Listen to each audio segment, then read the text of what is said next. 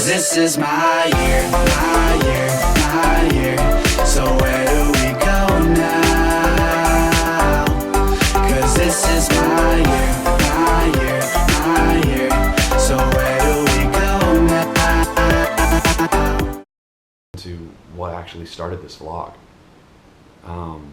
I think from when I was like a freshman in high school, I was like, I want to play video games, record it, and put it on YouTube. And then I was like, I don't have time for that, and I'm just an awkward teenager. You know, what am I gonna do? Who's gonna watch me? I mean, I'm sure there's like a million other kids who are just like, I can do that. And then I saw it as like something that was like, I can't do it, and I'd be viewed as really nerdy. And it was weird that a lot of what swayed me to do it wasn't only the fact that I was an incredibly busy person with the sports I did and how much time I put into my schoolwork, but the opinions of others.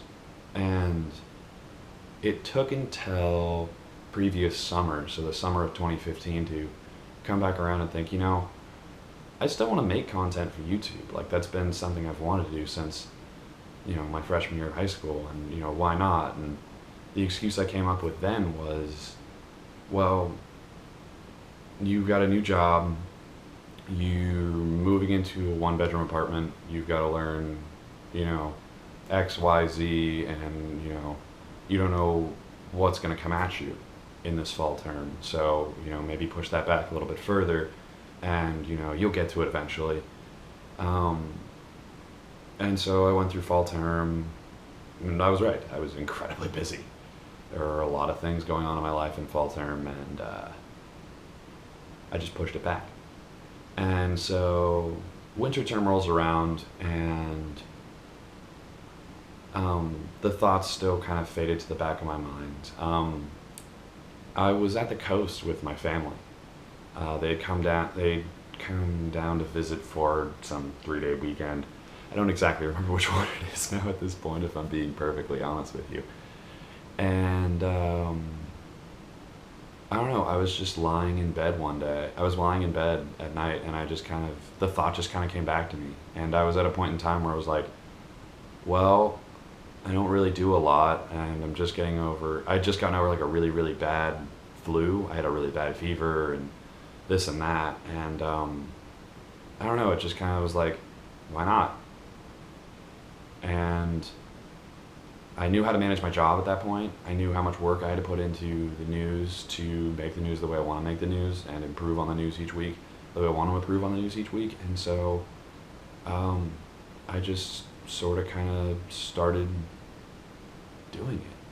I went out and I bought my little GoPro that you can all see me through, and I downloaded some editing software, and I got an SD card and all of, you know, the stuff I need to get. And I just said, I'm gonna do it. And I don't know, sometimes all it takes is just, with a dream, is just taking that first step.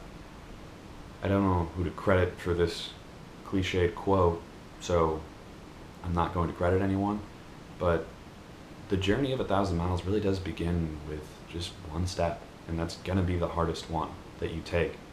Because before I bought this camera, all this stuff ran through my mind, like, oh, you know, I don't think anyone's gonna like like whatever I do. I don't have the editing skills with video to make the kind of product I want to make. I don't have this, I don't have that, yada yada yada, blah blah blah. And I think that I just got overwhelmed. It was the part of me that just said, you know, be rational here and be logical. And I kind of had to throw that out the window and just say, you know what, this is an idea that just at its core makes me really happy. And it was at a time where I was like, I was really happy, or I was pretty happy, but like, you know, there were times I'd just be like, you know, I miss my friends back home, you know, I miss my family, and I was with my family. Just, you know, a lot of things. And there were small things I missed, like all the hills, and there were other things I missed that were just like, there was a busy street and I could drive somewhere and not feel like a giant. And a lot of people who are my size, it's kind of weird. But I'm 6'8", and